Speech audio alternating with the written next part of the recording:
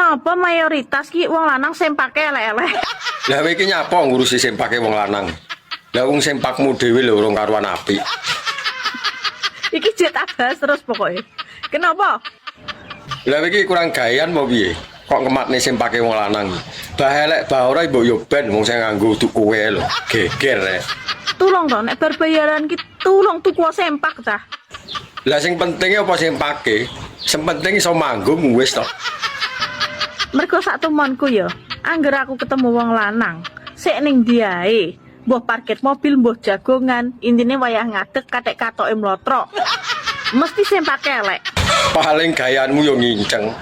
Ya ora kok, aku ki nginceng ki manuke siji-siji ora ta. Kuwi buktine iso ngomong ngono lho. Tapi mripatku ki awas lho rumangsamu.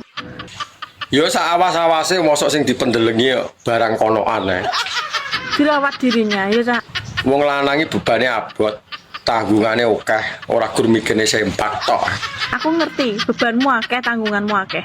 Tapi tulung nek bar mergawe tuku sempak ta, tulung. Lah kowe iki apa aku kok merintah lho. Bah sempakan bah ora mbok yo ben. Cok. Sempake kumpul kabeh. Anjay.